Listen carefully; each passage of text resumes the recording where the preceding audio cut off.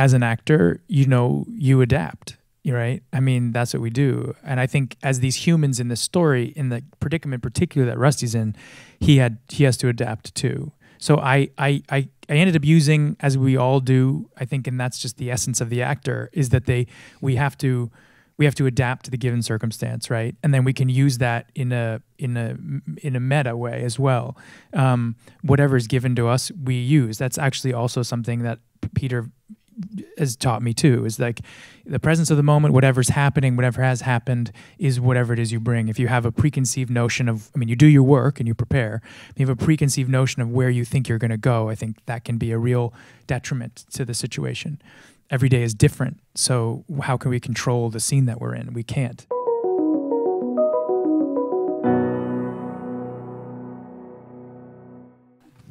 Okay, so I remember, hello again, I remember Harrison Ford coming to my high school and filming a scene of Presumed Innocent in Westchester County, and we were all flipping out. So I know this movie pretty well, and of course watched it as soon as it came out. What's your history with this film, Jake? Did you see it soon after it came out? Have you been a fan of it? And did that relate to why you wanted to do this version of it? I mean, no, it did not relate to it. And I think I was 10 when the movie came out, so I feel like I'm glad I didn't see it.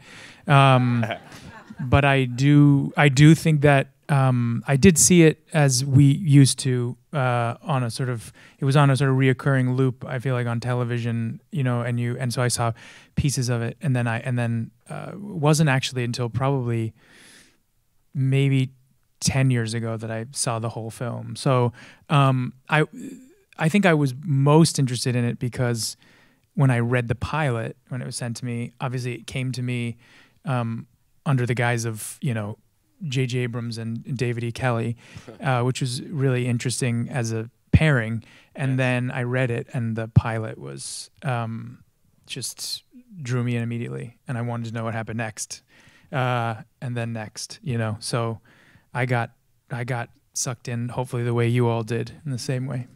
I mean, I'll tell you, for those of us in the media who are doing these interviews, it's an 8-episode series. They sent us 7. So, like... No, I mean, I'm dying over here. And, like, episode 8 doesn't air until the end of July. Like, I don't know how I'm going to survive these next 6 weeks. I'm going to pull you aside later and just say, just tell me. Nana, you do such a great job, and I'm so excited for people. I know everyone in this audience just saw 1 episode, but you just do such a great job. For you, with this law enforcement character, did you just rely on the script and the words, or did you want to go and talk to some people and learn more about people who are in this line of work? Yeah, I actually just did the words. Yeah, it was. We had some consultants on set to make sure that some technical things, went smoothly and felt very naturalistic. But for the most part, for me, it was more about this relationship and how it's compromised, as we go on, as evidence, comes to light and whatnot. So that was really what we were focused on. And also, when I signed on, I only read the pilot, so I didn't know what was going to happen. We'd had creative conversations, but I didn't have the scripts. So. And the scripts came in a fashion in which we really just had to rely on what we had right in front of us, and so I couldn't play the end. How unique is that, to know you have a part, but then just see it piecemeal? Yeah. I mean, Peter's the one character that was written initially as. Peter was written initially as having a Napoleon complex. Yeah. Jake and I are roughly the same height. We can argue about who's taller, but no, it's Tommy Malto. I remember when Jake first called me and told me about it, I was like, yeah, I couldn't imagine how I would play it, just because I do know the movie. I was in St. Louis in University City. I saw it, and I mostly saw it because I was a huge Harrison Ford fan. Still am. Got to act with him too. But it was intriguing, the idea of taking something, and the thing about the book and the movie is you can't even drink a glass of water. You're like, and I was like, how are you going to sustain that over 8 hours. And then, you start to think, well, clearly they're going to have to get interested in the other characters. And then they started saying, like, we're going to write this character around you to some degree. It felt like I was participating in who this man was. And sometimes I would give them an idea. I'd say, like, no, I really think this man wears a bolo tie. And everybody was like, right. Why? And I think it was because, to me, and I lived in Oklahoma City for a while, a bolo tie was something I wore. It was something I thought was, like, cool. It made me different. And I was like, Tommy Malto wants to be different. He wants to be, oh, there's that guy. And so then they took that idea, and it was like a lot of bolo tie.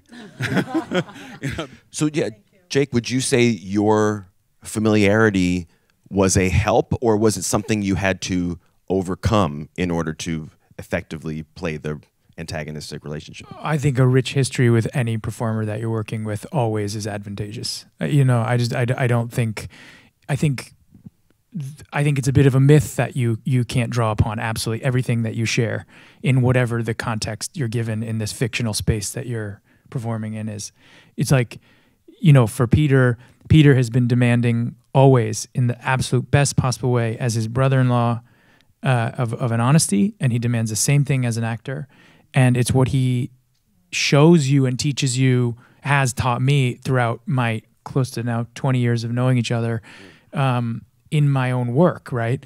And he'll come and he'll note me in a live show. He'll come to previews, and he's given me the best notes of really anyone who's ever given me notes in a show. Because, and it's a demand for the person he knows I am, and the person he believes that I should share through these characters that we play, right? I mean, they are not us. They are not anywhere sometimes near us, but we always have to be able to give a large part of ourselves to it. And so that's something he always demands. So in the scenes, it's so fun when you're like with somebody is comfortable with the truth. And then you're just delivering it with each other constantly back and forth. It's so safe. It has to be two people or more, hopefully, right? But like this idea that you can give any kind of decent performance by yourself is 100% not true. It's like you start to hear yourself. This is a great delivery. But, I would also say that one of the things that Jake has really taught me is to dare to care, I like that line. That feels... No, but that's true, because I definitely have had times in my career where, you get into situations where it's an echo chamber. There's nothing. There's no one here. I'm acting by myself. And for me, it's a very strong tendency to just shut down the whole system. Be like, fuck it, I'm done too. But this guy never does that. Nana, what was the audition process? I don't know if this was an offer or an audition. What was it like? So I auditioned for it. I did it on tape because I live in England, and where all the best actors live, obviously, besides New York. And so I did it by tape, and then I got the offer. So and then I had some like crazy conflicts and stuff like that. So there were some chats happened, and then it worked out, and then I was on a plane pretty quickly. I think it was like the turnaround was quite fast, with one script and no idea how it was going to end. I had never seen the movie or read the book, so I was really just thrown in. For research. No time for research. That's right. Nana and I have known each other too before. That's true. And we share friends, and so like that was also really wonderful. And the speed at which this happened, like we were sort of just, there was a nature of that in our relationship too. Yeah, that's true. Jake, given the fact that you are an exec producer on this, were you able to kind of sneak it to Peter? Were you able to like say, I want you to do this, or was it all through just professional channels that he was given the part? It was obviously all through professional channels, but I mean, it was not a coincidence. Yeah. That part. Yeah. I mean, but there were casting discussions, and there were wish lists, obviously, and Peter was like, I think when they they were really excited about the idea of Peter, and then they thought, ooh, we have a real in here, you know. We know a guy who knows a guy. And so like that was, it was, but no, I mean, I think we try as best as we can to keep our family and our professional, you know, experiences separate. It's very important. It's my sister and I it's essential to us in that way, that the most important thing to us is our family. And a lot of that actually comes really from Peter's influence, you know? And so to me, it's really important that it all be done through that professional channel. And then when we, you know, when that's done, then we can, you know, then we can play. So I have some specific questions about the first episode, since that's the one that our in-person audience has seen. Nana, there's a great moment with fascinating body language between the two of you where Jake as Rusty comes in to hug Rigo, and it is not reciprocated. I mean, the body language is so fascinating. So awkward. It was awkward. When it comes to something like that, is that written, or is that something you two decided to do? We figured that out together. Yeah. Yeah, we figured that out. Because there was a version where we didn't hug, or there was no hug. But it also felt like, I think the thing that Anne was trying to get in those scenes, especially those early scenes, is like the absolute like kind of disorientation and like how everyone kind of goes to ground because this really traumatic, horrible thing has happened. Shell shock, exactly. Which, by the way, I watched the movie and 2 days before we started shooting, which just because I was curious, I didn't, you know. But I remember that like the death, the way the death was treated in the movie did feel a little bit flippant, you know. And so what I loved about what Anne brought into it was like, no, this is someone you've had beers with. This is someone obviously you loved, or you know, and now she is gone in the most like kind of horrifying way. So just like we just need to like drop that in a little bit more. So it was just the awkwardness of like I want to give, okay, you know, like there's just kind of this like frenetic, awkward, painful kind of like tenor that was in all those early scenes that she was really trying to achieve, that I think she was very successful at. Yeah. We were trying, like, it was important to all of us to create a community that was going to be, that Carolyn was a part of, that we all were colleagues, right? So that with the loss of her was that, you know, it was like everyone was, and that between Tommy and Rusty, there was this thing where they were both hurting. Right, and so the beginning of it really comes out of a hurt, right? Not even necessarily aimed at each other. It's just they don't know where to play. They're not a group of people who are used to dealing with their emotions so much. So like that becomes really awkward with all of them. It's like it comes out in anger with each of them. It comes out in sort of like, can we? You know, like, you know, the people who are just in that position and don't know what to do. And then, you know, at a certain point, we channel it into our jobs. And I think that's when the movie that TV show becomes like supercharged.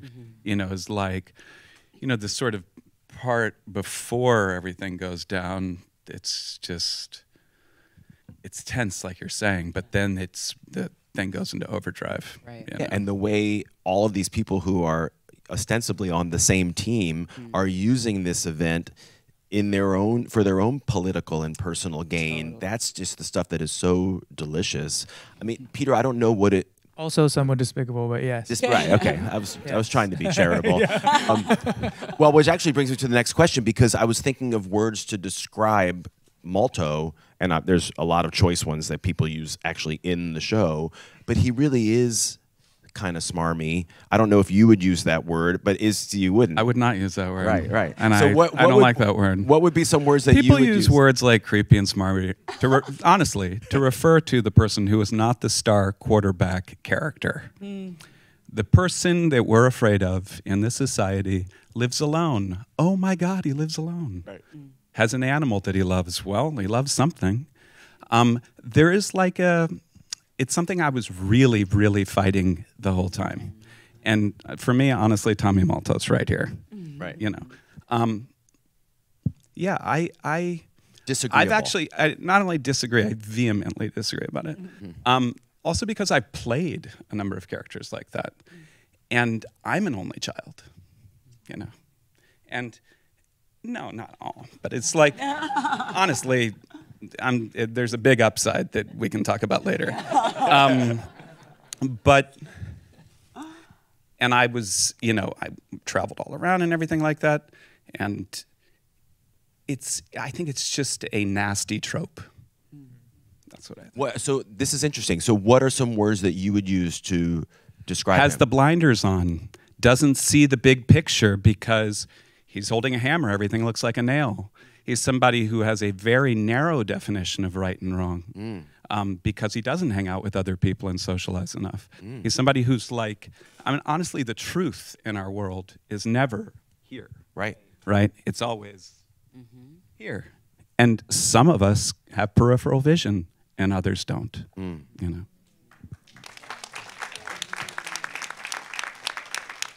He's all right, you know. Come on. I like that. I think my sister's pretty lucky too. Right.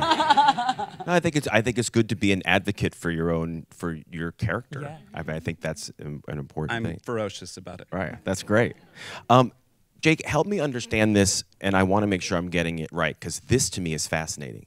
My understanding is that you played this entire series, or the vast majority of it, not kind of like Sandra Hüller in Anatomy of a Fall, which I love, not having a clear sense in your mind of whether your character was guilty or innocent.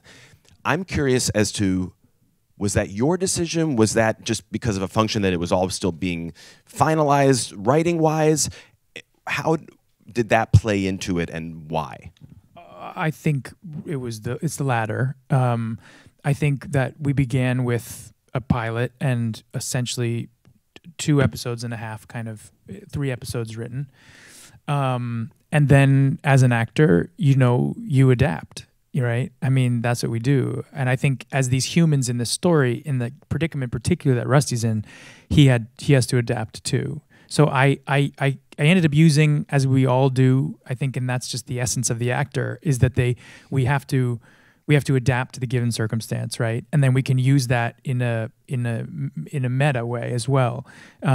Whatever is given to us, we use. That's actually also something that Peter has taught me too, is like the presence of the moment, whatever's happening, whatever has happened is whatever it is you bring. If you have a preconceived notion of, I mean, you do your work and you prepare, you have a preconceived notion of where you think you're going to go, I think that can be a real detriment to the situation. Every day is different, so how can we control the scene that we're in? We can't. So like that was sort of how I approached the whole thing. We had a lot of room to do that, it felt like We to did, me. I mean, yeah. the show has a more spontaneous feel than a lot of other television shows I've done. And I think that just comes from this nature of the way we were working. Yeah. You know?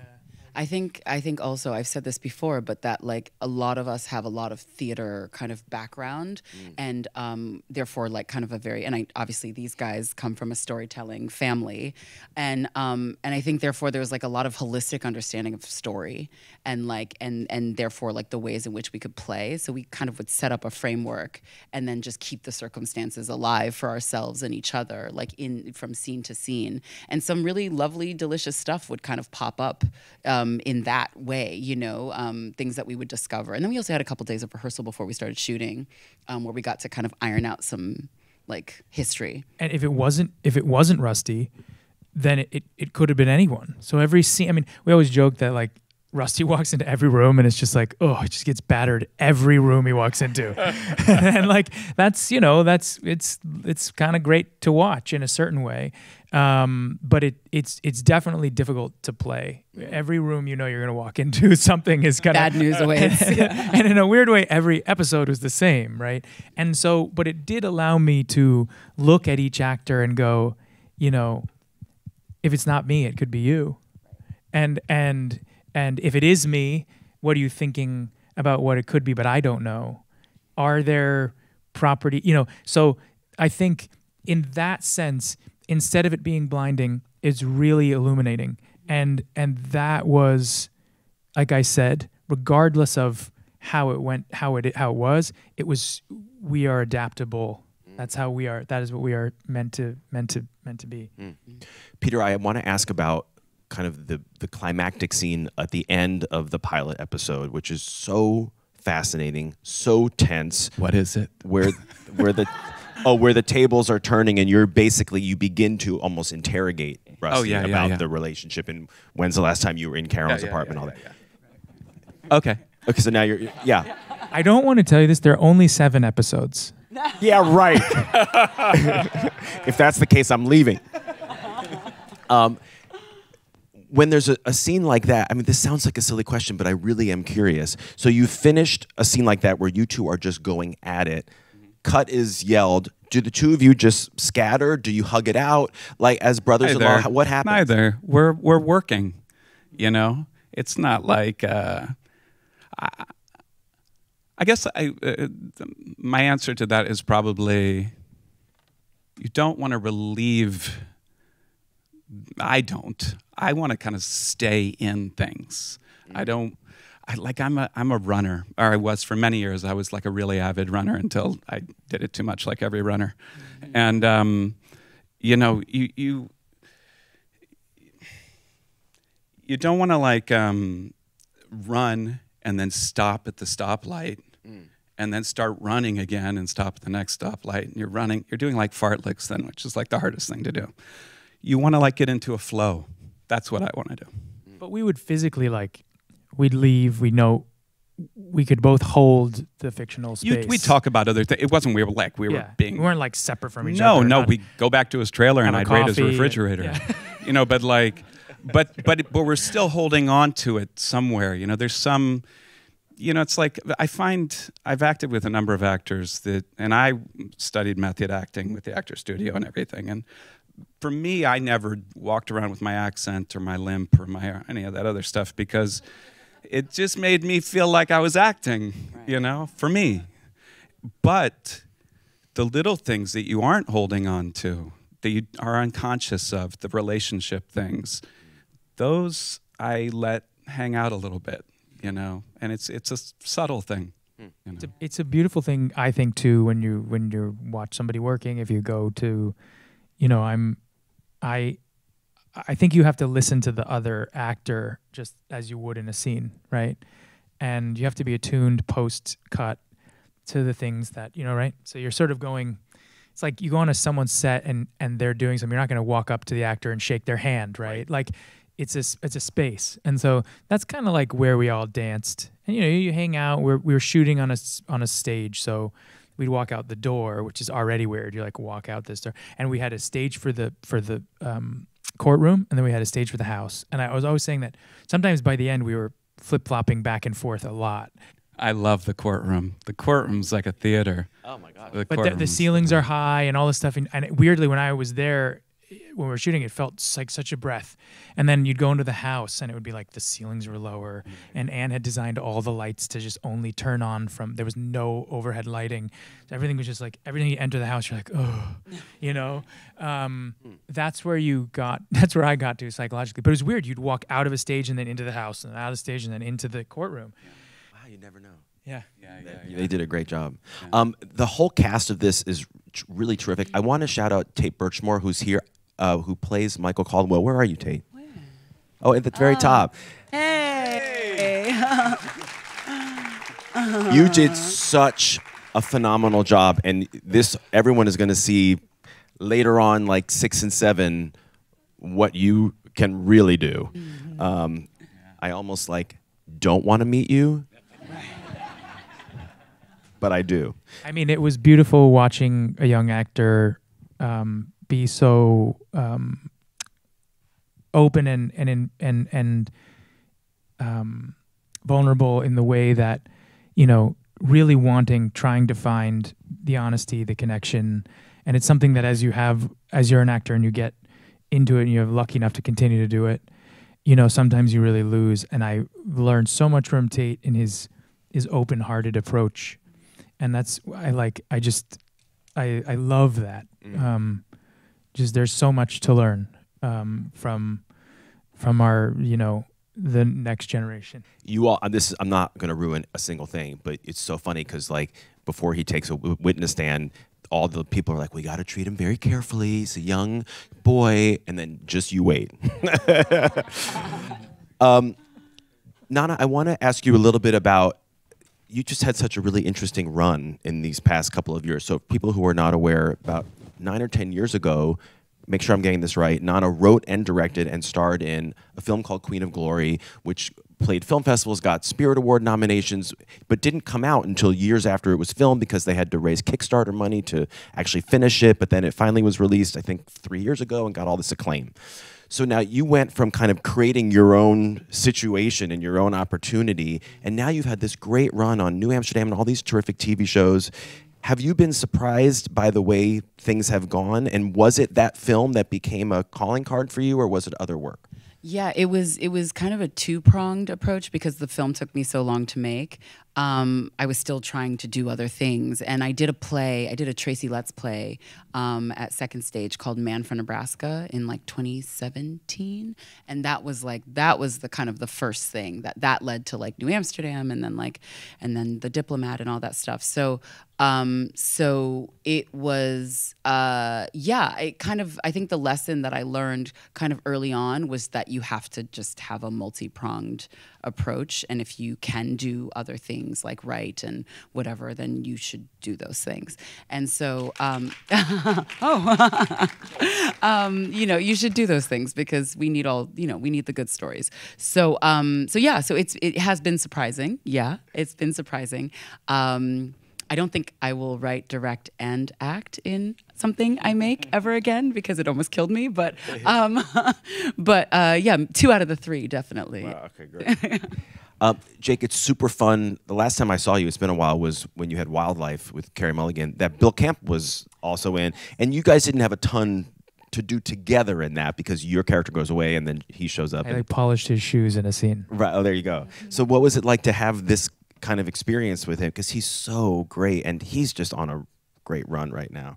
Yeah, I mean, Bill is an extraordinary actor, you know. I mean, and he's it's been not on just a great run for 30 years. I mean, that's the truth. I mean, he's just like it doesn't do who he is service as an actor, but he's just so profoundly reliable and being extraordinary, you know.